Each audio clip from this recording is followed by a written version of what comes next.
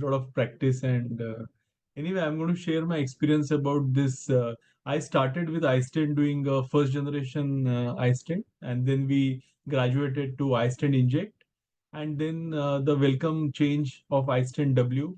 I'll tell you why it's welcome, and I'll just share my initial experience. I think I did my first iStent more than a year back, and so did a good number till date. So we have had a lot of options of the different of for treating our glaucoma patients, and the mainstay has been eye drops. But we know that there are issues like compliance, cost. Then there are issues of ocular surface disorder, which is really troubling for the patient. They come with red eyes to your OPD, and you have to just tell them that to save your nerve, I have no choice but to give you this 4 or 5 drops, and it's very painful for them when they go out with red eyes. People ask them what's happening to them, so we have to look options to take them off some drugs and reduce their ocular surface disorder. And so and the second option would be your, if the angle is open, you would do tell suggest a patient laser trabeculoplasty.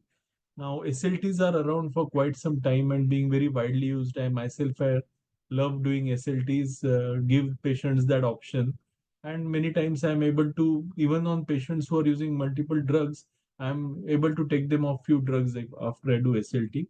And then, of course, our conventional surgeries like filtering surgeries or Ahmed glaucoma valves, which are good functional surgeries but not very elegant, and there are blades and tubes and hardware in the patient's eye. So this is all we have right now, and then we have one more option available now of MIGS, which has really coming up very fast in last few years. But then again, we have to be very selective in finding patients in whom we are going to use these MIGS. Of course, we can't replace trabeculectomy or tube shunts at this point with these devices, but there are a group of subgroup of patients which can really benefit from these devices, and we can just discuss a bit about them. So this is the iStent family that is available to us. The first generation is withdrawn, as I understand, which was a very easiest of all to implant. I thought the easiest to learn on. Then iStent Inject, which is again a very elegant device to implant, but there were issues of getting over implantation. It could You could easily over implant it, but although I have done couple of cases with those successfully, I find W, which I started very recently, to be the easier one compared to the iStent Inject. Because of this wide flange, it is very difficult to over embed that device. So relatively easier to do compared to the iStent Inject. Now, which patients you should do these procedures on? Now, I would stick to only mild to moderate glaucomas to start with. I generally have a habit of doing gonio in all my patients, and you have to be really well versed with the gonio, and you have to be well versed with the how structures of the angle look. So you should know where exactly the trabecular meshwork is. So these are the basic criteria or requirements to start a mixed surgery, that you have to have a decent understanding of the angle structures, and you can start practicing in your regular phaco patients before you actually start doing. So first you have to learn using the direct gonio also. So the process is slow, but you can gradually build on it, and once you know, then everything falls into place. And I would only select mild to moderate glaucoma patients. Although I have done one or two more advanced cases, I would really counsel the patient really well, because some of the patients have relatives in US and they demand, and the doctors demand that mix should be done on their eye before going for incisional surgery. And the lady was a pediatric surgeon, so I had to counsel her really well before doing mix in her. And we are not expecting a huge drop in the IOP. So you have to have a realistic understanding that how much is the probably 3 to 4 points drop is what you should expect, and that's what you should tell the patient. The angle should be wide open when you do a gonio.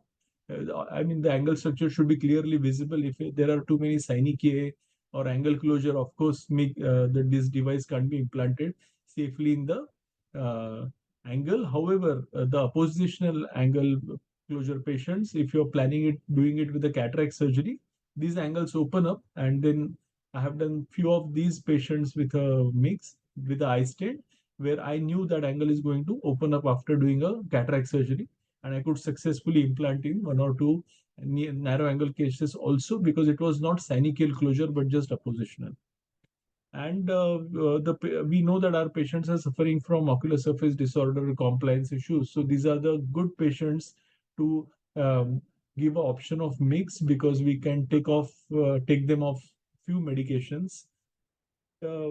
uh, of course, look for and avoid it in patients like rubeosis or other angle abnormalities. So patient selection is a key when you're starting doing mix, and select good cases with a open angle where you can see. Now, good part is that if you're combining it with cataract surgery, first of all, your angle opens up, and secondly, that reflux of blood in the Schlemm's canal uh, or the collector channel, you can actually see that trabecular meshwork stands out because of that reflux of blood in the canal. So you actually at the end of cataract surgery, you can make out where your trabecular meshwork is very well if you're combining it with the cataract surgery. Now, this you have to start practicing, because it will not come directly if you just sit on a microscope on the day of doing mix and start doing it. You have to practice this, that how you have to tilt the patient's head away, how you tilt your binocular towards you, how the 35-degree. So your hand-eye coordination, how you sit in the chair, or how long you have to hold your hands. Then how do you hold that lens in your left hand? So all these things need a little learning curve, and once you get it right, then you don't have to really think about it.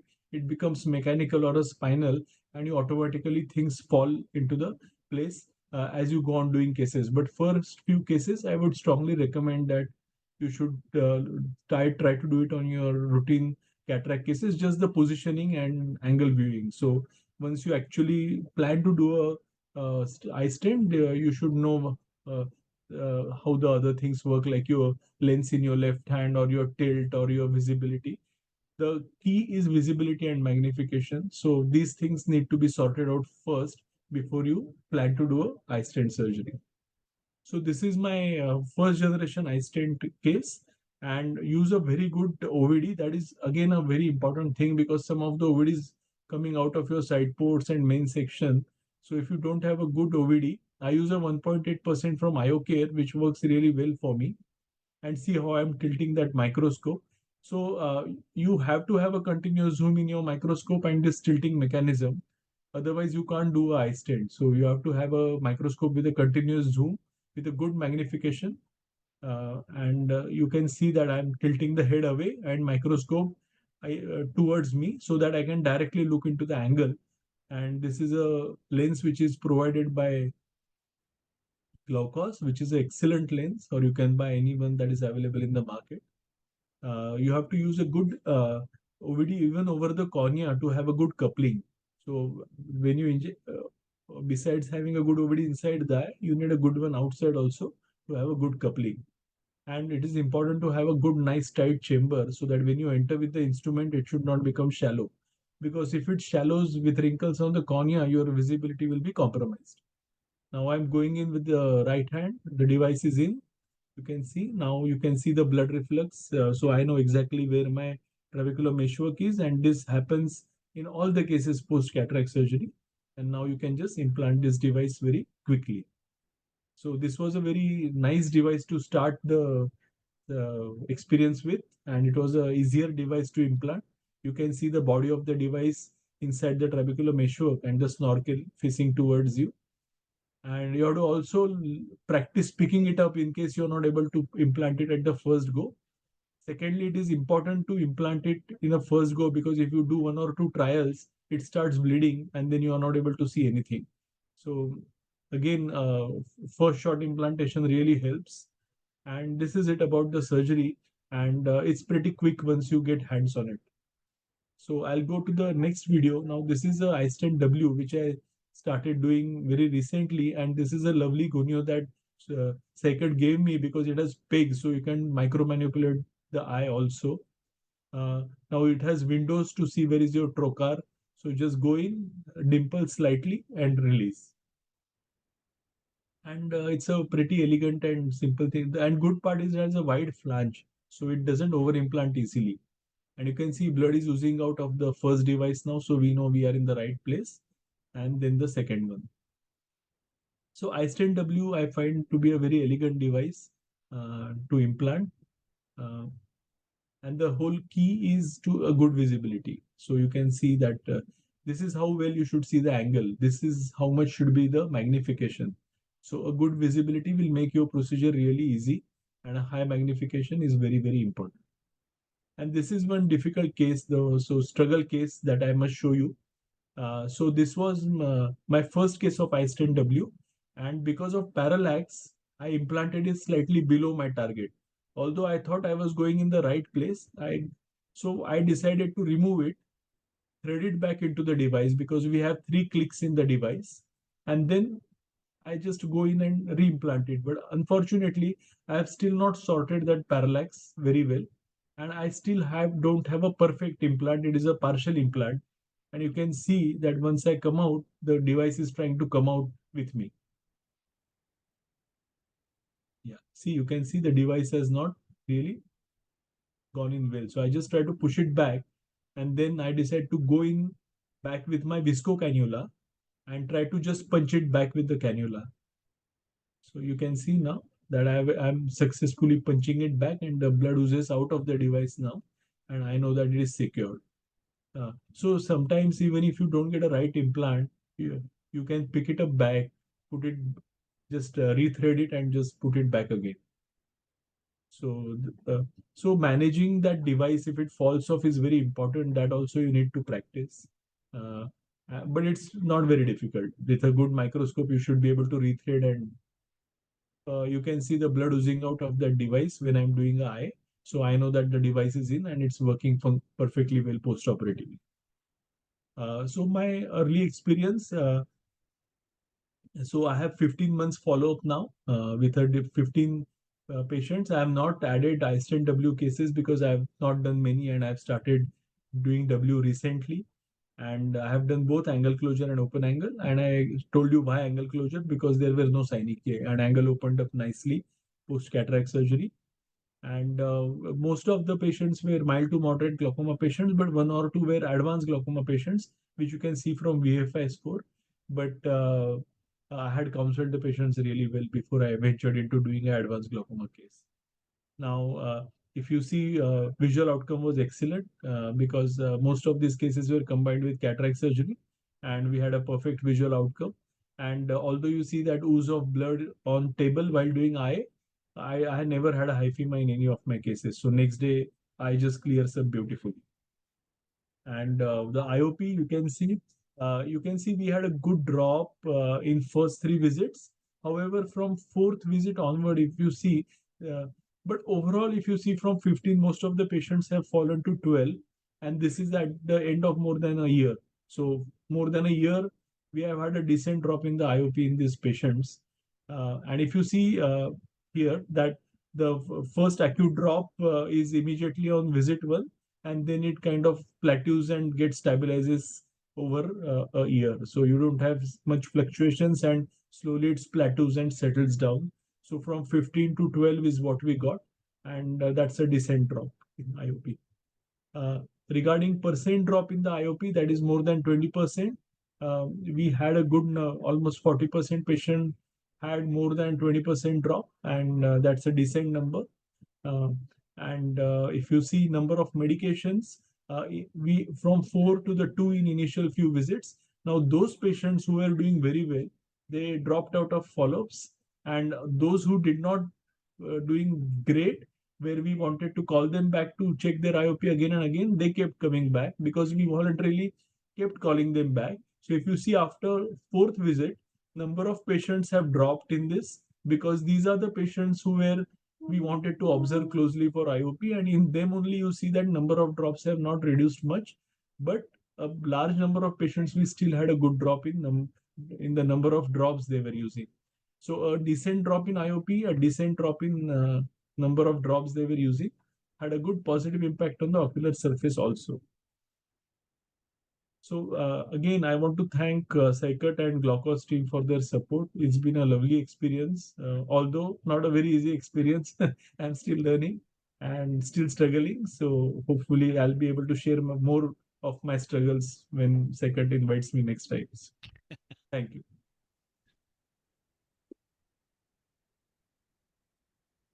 Great. Okay, so Dr. Nitin has beautifully explained how we implant the iStent, how we tilt the microscope and all.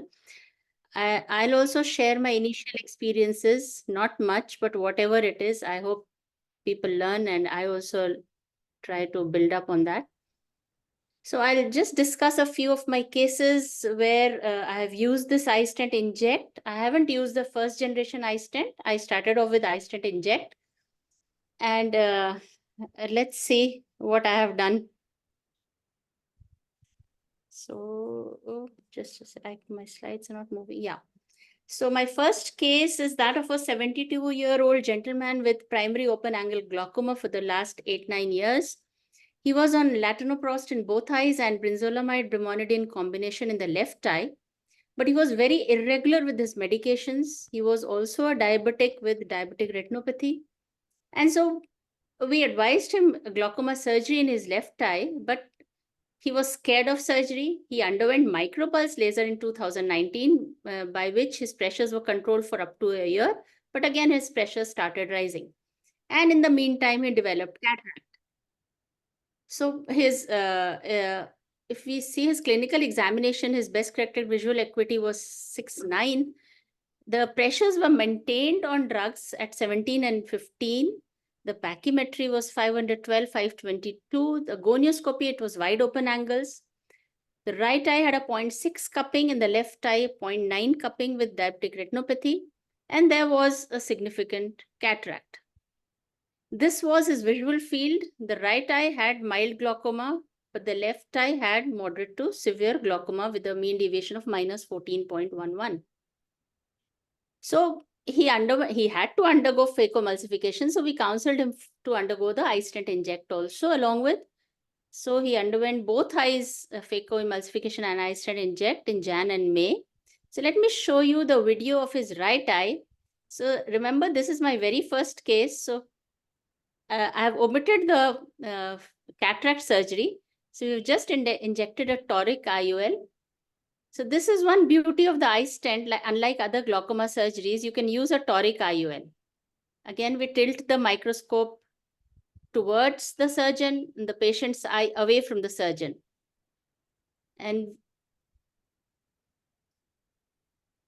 so we have injected the first iStent, but when I was injecting, you can see when I'm focusing the injector, my trabecular meshwork is going blurred. And if I'm focusing on the trabecular meshwork, the injector is going blurred. So remember, this is my first case. I was scared, but Saikat was there with me. So I went ahead and implanted the first iStent Inject, okay? And I was very happy. One is gone. Then the second one. Somehow I injected the second one also. And then he told me, tap the stents to see whether they are properly in place or not, whether they are snugly fit or not. I said, okay. So I put in some visco in the AC again to move the blood. And I didn't even need to tap it. The first stent was loose. It was lying loosely in the AC. It was under implanted. And, you know, I was already scared. I got more scared. So he calmed me down and he told me to pick that up onto the trocar. The second stent was snug, thankfully, but the first stent was loose. So I tried to pick up the stent on the trocar, but was unsuccessful. So then he told me to pick it up with a microrhexis forceps. So I got a microrhexis forceps, and you see I'm picking up that stent with a microrhexis forceps. And I brought it out of the anterior chamber, rethreaded it onto the trocar outside the eye.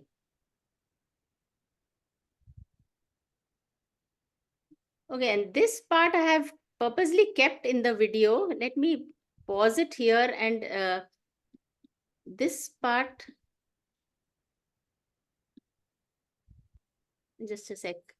This part I have purposely kept because when you enter into the anterior chamber, it is very important to change your focus, because this focus, the incision, the main incision is focused at a different focus, and the angle is focused at a different focus. So this is very important. Either you can, once you have an experience, then you can put in your prism and go inside in one go.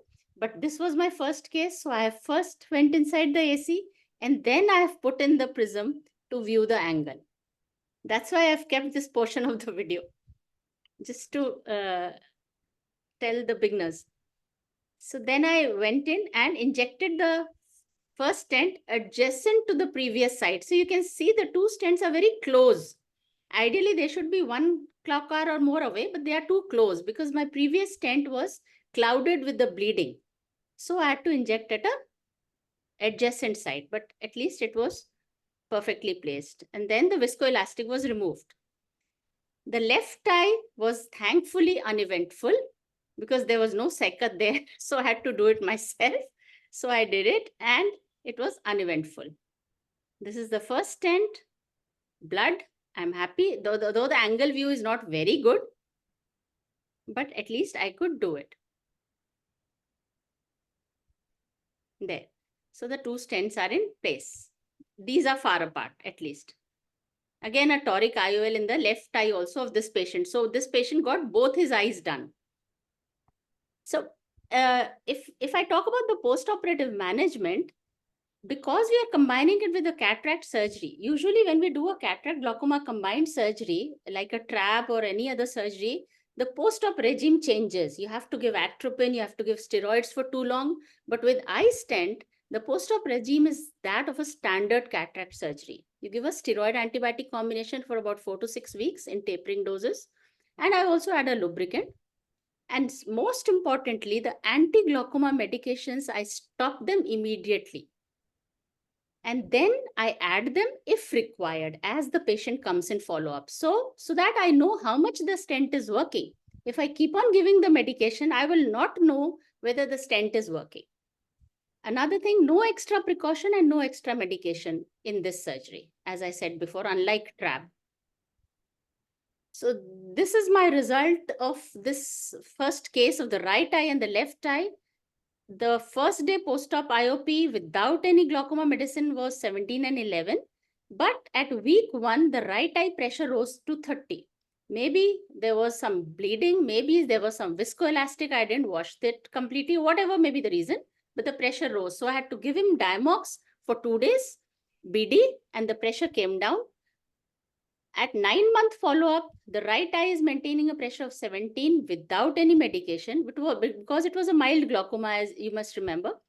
And the left eye, because it was moderate to severe glaucoma, so I had to add a medicine in the left eye at 1 month. So I added a prostaglandin analog. And the vision, of course, is good because this patient also has diabetic retinopathy.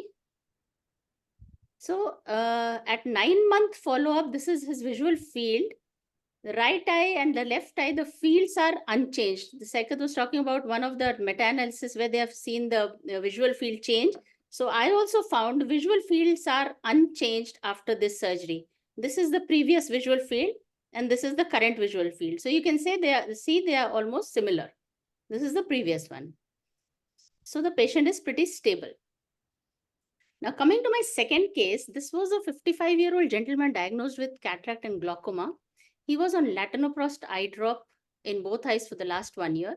He was compliant, but he did not want to use his eye drop regularly because he was a politician and he had to travel a lot.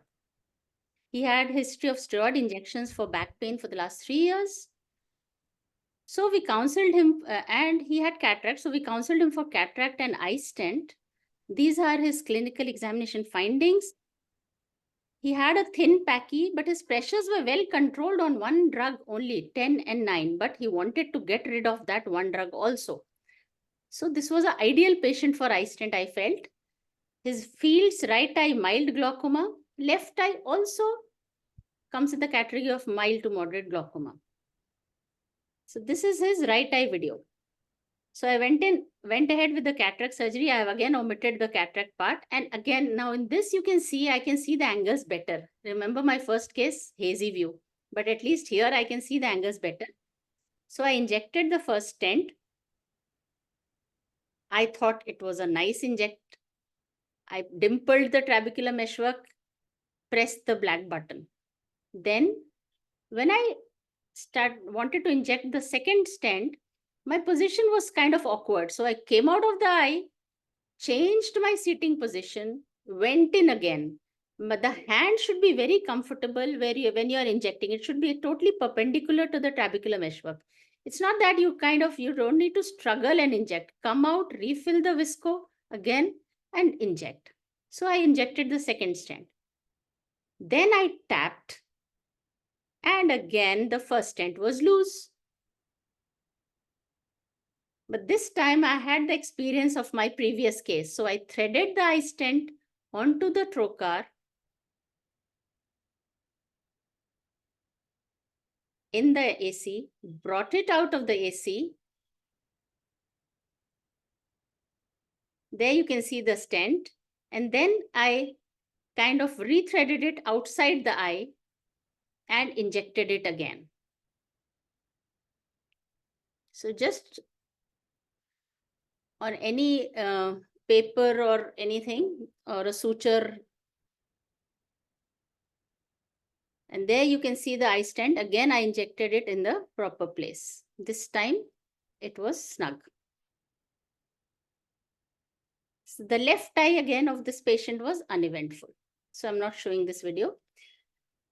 The post-op period now, in this case, on day 1, this patient had high pressures in both his eyes, 27 and 28.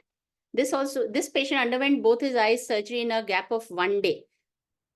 So both his eyes showed high pressures. I had to give him Diamox for 2 days, but then his pressures behaved very well. And at 3-month follow-up, his pressure without any medicine is 13 and 10 with a 6/6 vision, of course, after the cataract surgery. The third case is that of a 61-year-old gentleman with open angle glaucoma. He had a history of right eye phacotrab in 21, and he was on 4 drugs in both eyes. His vision was okay. The pressure was 19 and 20 on 4 medicines. He had a thick pachymetry, 600 and 607 microns, open angles. And the left eye had a grade 2 cataract. The right eye had a near total cupping. The left eye, a 0.9 cup. These are his fields. The right eye, you can see very advanced glaucoma. And the left eye, moderate to severe glaucoma. So this patient, the left eye underwent a cataract surgery with the iStent implant. And in this case, I did a iStent W. This was my first W case. But the W, the only change with the iStent inject is that W has a wider flange, as Dr. Nitin mentioned. So you cannot over implant it. It sits well in the AC.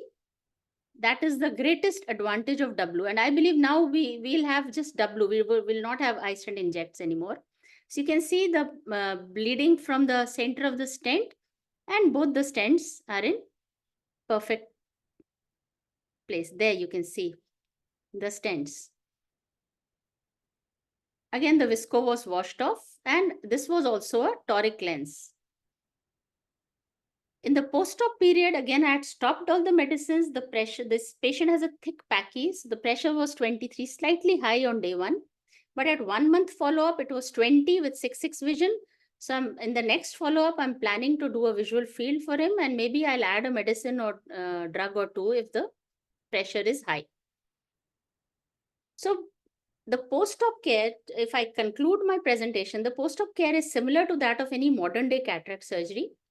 No extra precaution is required, unlike TRAB. Toric IOLs can be used with iStent, unlike TRAB, where torics are very unpredictable.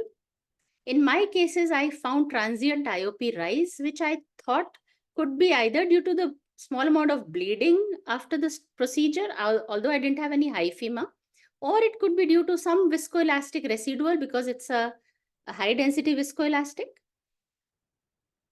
And long-term efficacy, I'm still awaiting. Thank you so much.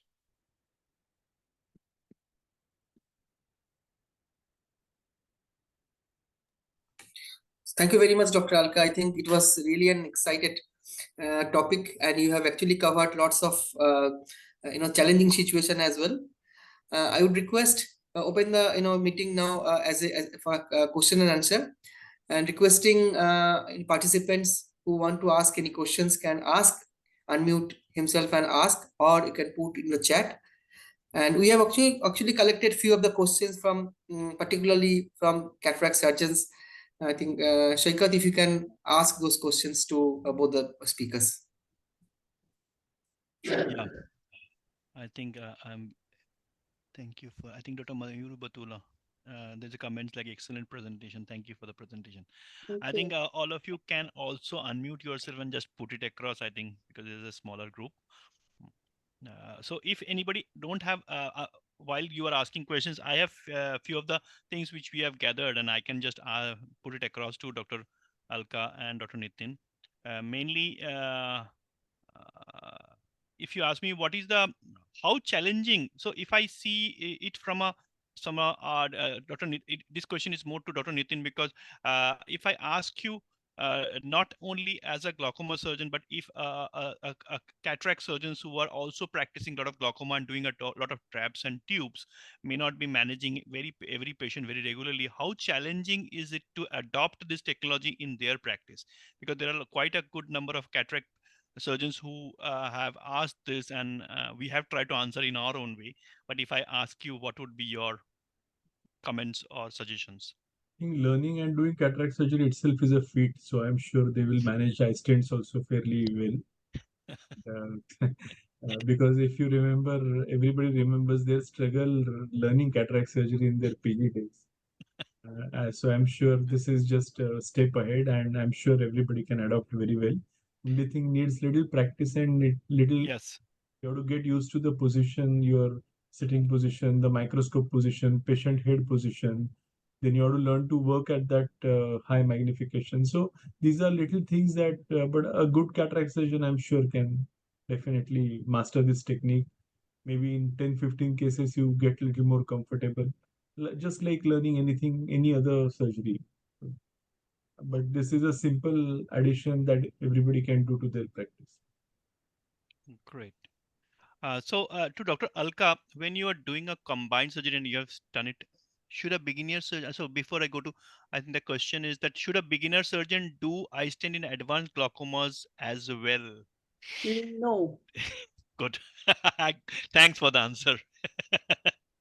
Yeah, you can explain it, Dr. Alka. Sorry.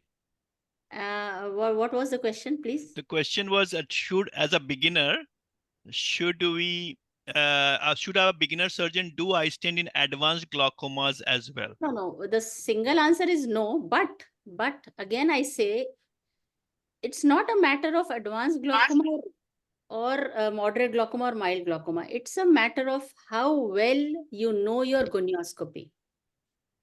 So for any cataract surgeon, if they want to start doing iStent, they can do it. If they can do a cataract, they can do it, as Dr. Nitin said.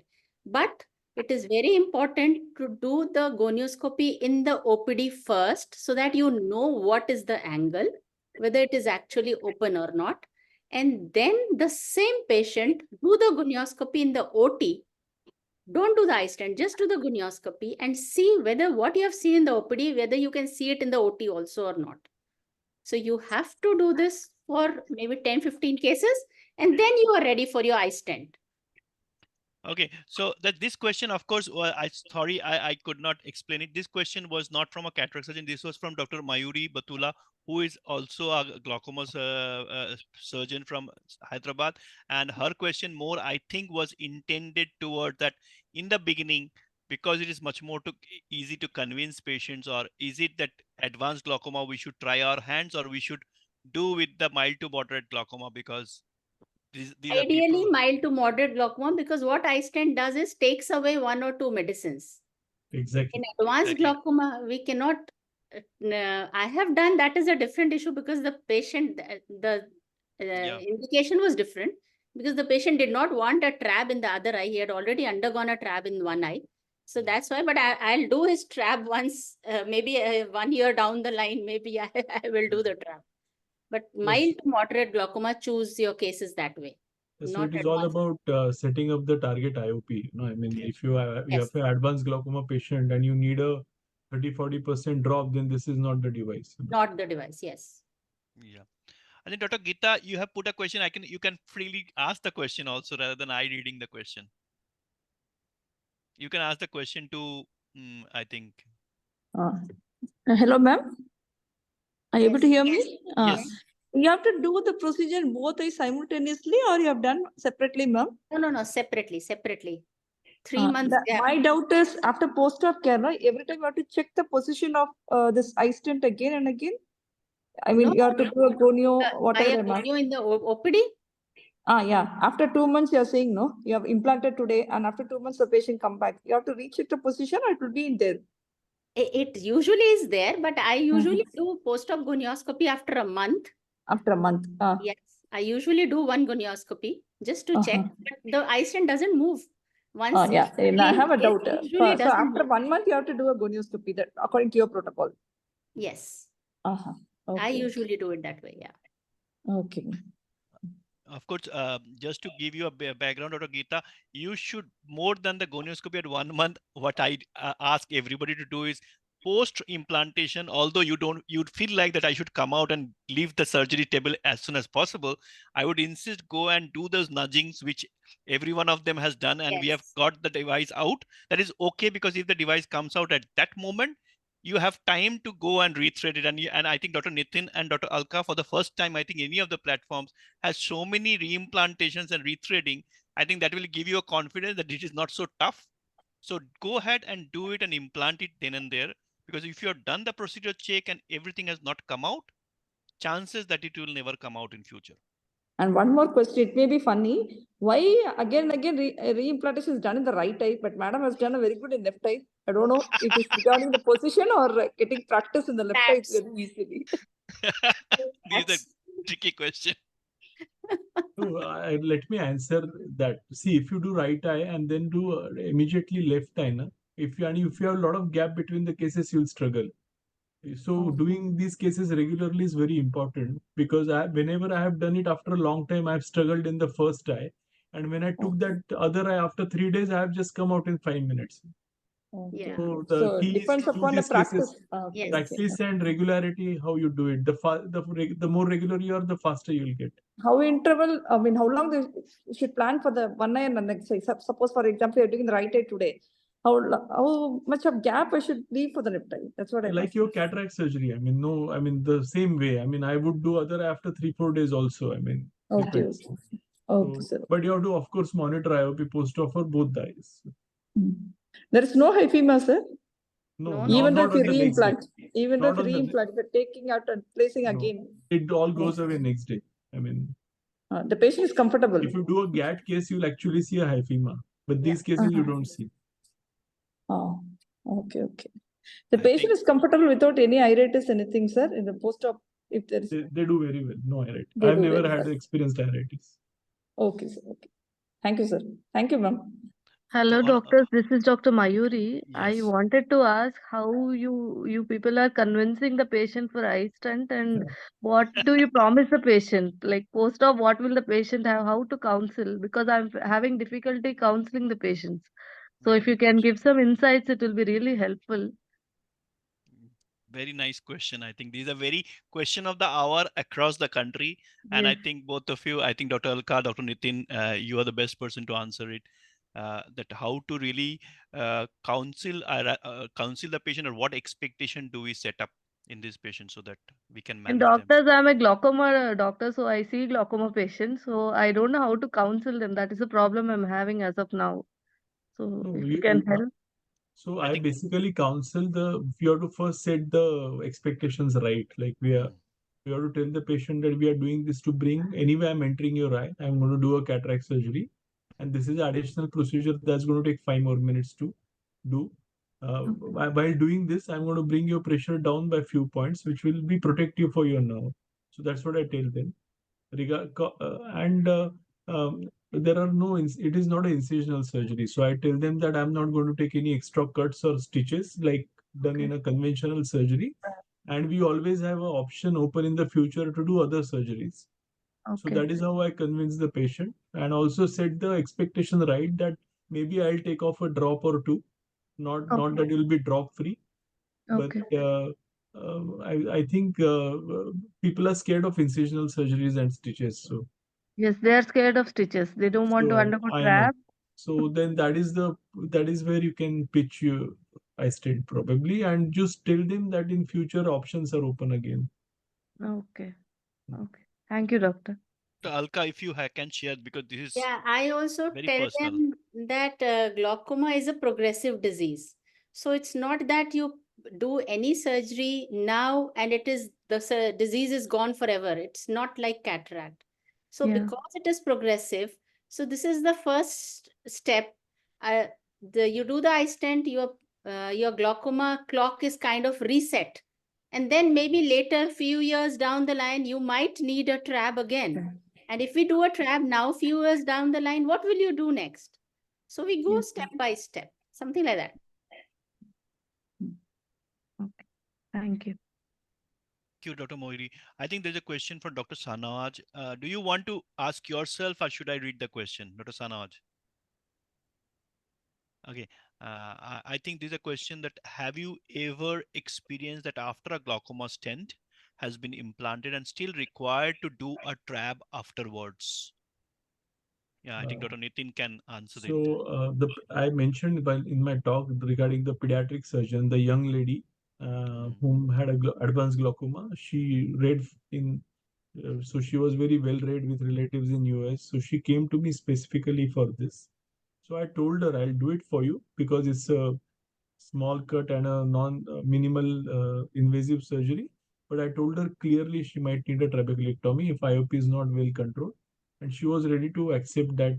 And actually, after 3 months, I did her trabeculectomy. So and now she's doing fine. So I think if you can always counsel that. Actually, honestly, I was reluctant to do in her case, but she was Yeah, and she was a I know. very well-read and a MCH surgeon who only wanted this. I had no choice but to do it. Yeah, I think that there is a young lady, na, who have done in the, I think I remember the surgery. Correct. Yeah, yeah.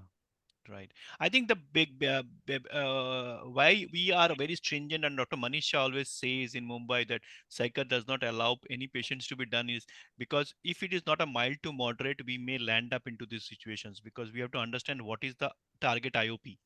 If the target IOP is around 13, 14, 15, 16, then it is fine. If your target IOP is 10, 12, you may achieve it with drops. But if the IOP is less than 10 or in single digits because it's a severe glaucoma, I think none of the MIGs, none of the angle surgeries will work because of the episcleral venous pressure, which will allow you not to go below 14. And that is the safety net in your normal patients. And that is the weak point in your severe patients. So it's up to you which one to decide. So be practical in understanding the role of MIGS in your clinical practice. I think that's what Dr. Nitin and Doctors, Dr. I have one question. Have you done it as a standalone procedure, and how are the post-op results of these patients? So in my series of 14, probably 4 to 5 are standalone ones. So and they did equally well. Because as we all know, cataract surgery itself will reduce a little bit amount of pressure. It will decrease the pressure. So if we do it combined, it is more promising, is what I feel. If we are beginner, like we just start to do eye stunts, doing it as a standalone procedure will be difficult for us to convince the patient, is what I'm feeling. Definitely. Combining with cataract is definitely the right thing to do. But if patient Okay. doesn't have a cataract and you still want to bring pressure a little down for OSD, then you can do this. I mean, it works. It works quite well. Okay. Thank you.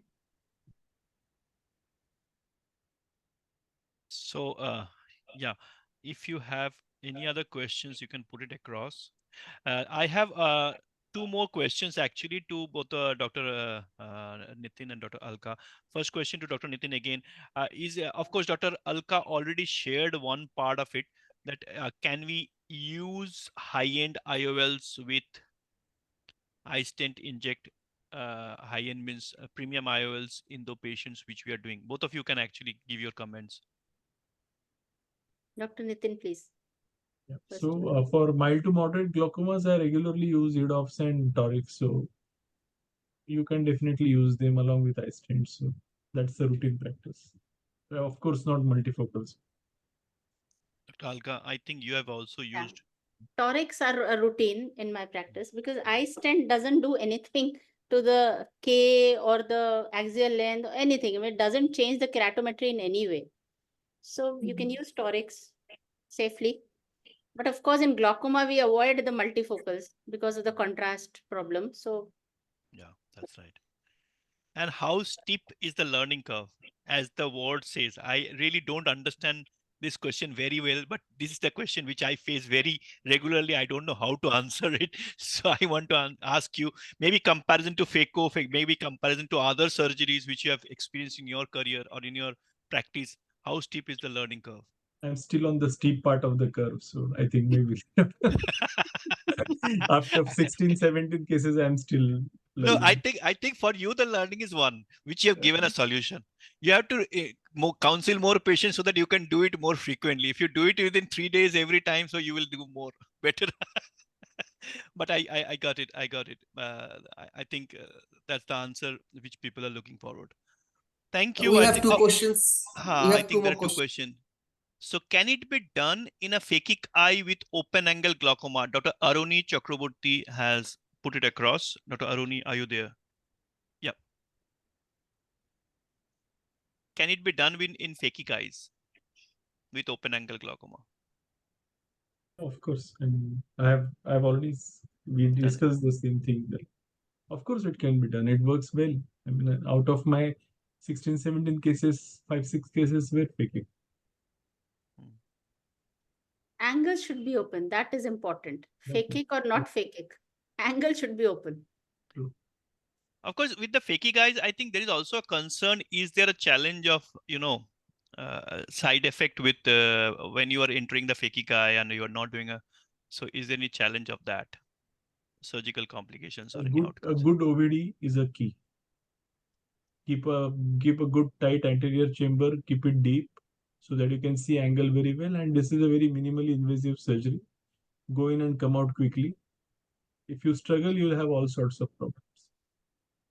Great. Doctor, open angle glaucoma is fine. Do you do it in traumatic glaucomas as well? They have open angle usually, angle Oh, recession. so a good question that traumatic angle recession, all these where there is trabecular meshwork is pathological, it's fibrosed. So these pathologies, of course, or neovascular glaucomas where you can see the angle, uveitic glaucomas. I mean, I would be not be doing, of course, not doing in these cases. Open angle glaucoma where you know that. I mean, it doesn't work in fibrosed. I mean, cases like traumatic angle recession.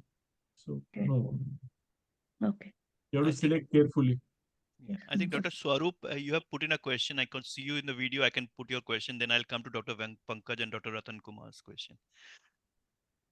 Dr. Swaroop, you can put your question. Yeah, is there any possibility of having a wet lab for at least doing the first one or two cases in anywhere possible? Are they arranging anywhere in some of the glaucoma conferences or somewhere wet lab for practicing this? Okay, I can answer it, but I think I would rather ask Dr. Nitin, do you want to do it done in a wet lab and outside, or do you want it to be done in your own hospital under our guidance? Which one will you prefer? Either ways, I think you train quite well in your. I mean, Sacred, they have a model where they bring the model and you can practice few. I think they can always. I think that works quite well. In your And as center? I said, a cataract surgeon can do any surgery very well with a Yes. little practice. Yeah, I think to answer it, Yeah, yes, do we it first. arrange for wet labs, but frankly speaking, if you ask me, I don't find that wet lab is very good. It is just for a good information. It is good to have a wet lab. We are doing a wet lab, I think, in the AIOC because Dr. Namrata has pushed me to do a wet lab. You can register and do it. But frankly speaking, that does not really give you much of exposure. If you really are interested, we are there to train you in your own OT setup. That is better because you will have your own microscope and everything, where you will get learning in the model eye. And in the first 4 to 5 cases, will have to be there to do the surgery. And I think thanks to Dr. Alka and Dr. Nitin and the first set of surgeons who has allowed us to do it, so that now we can put that as a precedence to everybody, so that it is not put as a forceful way, but it is more about we help you to learn together and manage the complications in the initial 4 or 5 patients. So we will be there with you for the first 5 cases. Moral support is very, very important. And I know why Dr. Alka and Dr. Nitin, I know we have discussed on keeping calm, taking a deep breath rather than on surgical skills actually. Because Thank if you. the Thank you. first device doesn't go in, then everything starts, sweating. Yes. Yeah. Now coming back to the good last 2 questions quickly. Any blanching of a episcleral vessel we see during INA? Well, Dr. I Alka. did not see that. I haven't seen till now. I think it is seen in theoretical way. A lot of people have done it, but I think in a practical way, few cases you can see, you may not see in most of the cases because of you're using a cohesive visco and all those things. You may not see always. But Last question. one Yep. interesting thing I found was when I were seeing patient videos, the people try to pick up areas where there is more pigmentation in a trabecular mesh because they feel that the outflow channels are more More concentrated in there, there.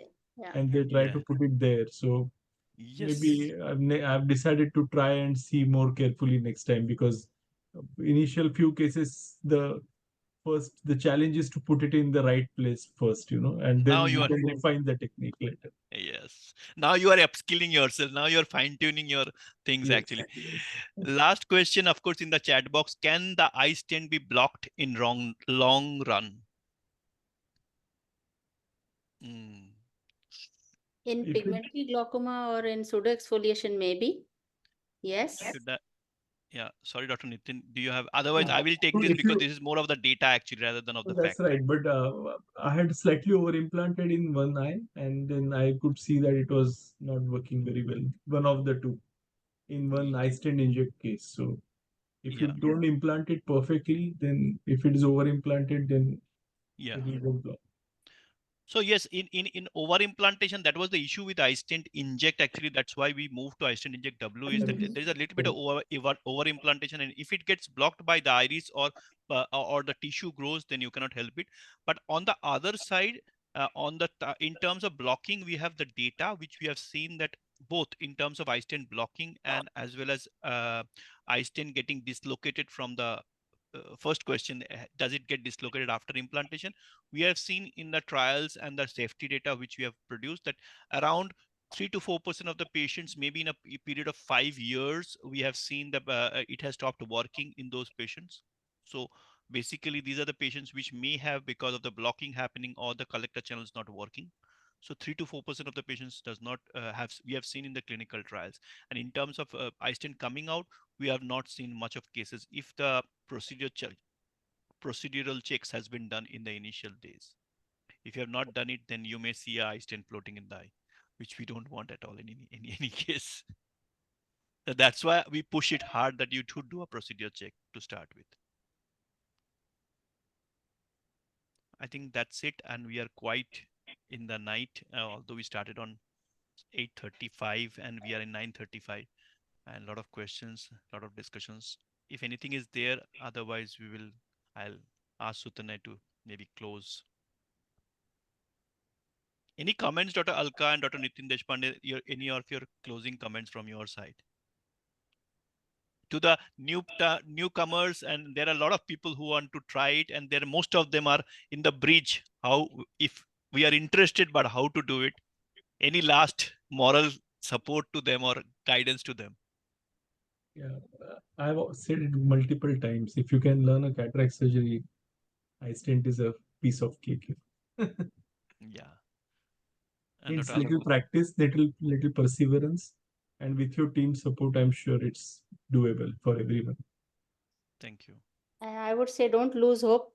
Practice gonioscopy, intraoperative, and in the OPD, because you need to see, then only you can inject. So you need to know the place where you're injecting. Injection is not difficult, The positioning is difficult. Where to inject is difficult. That's it. That's the only thing. Injection is the easiest part of the surgery. Just a click of a button. Yeah, I know. In fact, I said it to last week. I was in Calcutta with one of the surgeons I was talking, and he said that I normally practice intraoperative gonioscopy in my cataract patients. I tried to strategically practice in the last patient, but by the end of the day, I get exhausted. So many of the cases I don't do it. I said change your strategy and look at the angle and the first case. First And patient. और उसके बाद एक और भी बोला कि अगर पहले दिन में पहली फर्स्ट हाफ में अगर एक अच्छा एंगल दिख गया ना तो हो सकता है आपका कैटरेक्ट भी इंप्रूव हो जाएगा. You will feel more. And he was laughing. I said, good faces and good angles can give you a lot of motivation at the start of the day. So I think, thank you that you have really motivated that you should really start doing the angle visualization to start with. Thank you, doctors, for your valuable advice. I think that the Thank comments you. from Dr. Mayuri Batula, and thanks from our side also. Sutanay. Thanks for having us. Yeah, I think it is nothing more to say. Thank you very much, Dr. Nitin and Dr. Alka, for an excellent presentation and handling lots of difficult questions for the beginners. And I would like to thank all our participants, Dr. Roy, Dr. Aruni, Dr. Sanavas, Dr. Mayuri, Dr. Geeta, who have actually asked lots of questions, Dr. Ratan, and actually this program is very interactive. I think this is something we are really looking forward. And have a nice day. We'll continue our support. We'll continue our effort to do lots of this type of events in the coming days. And happy to be a part of this event, Doctor. Thank you very much. Good night. Good night. Thank you. Good night. Thanks. Good night.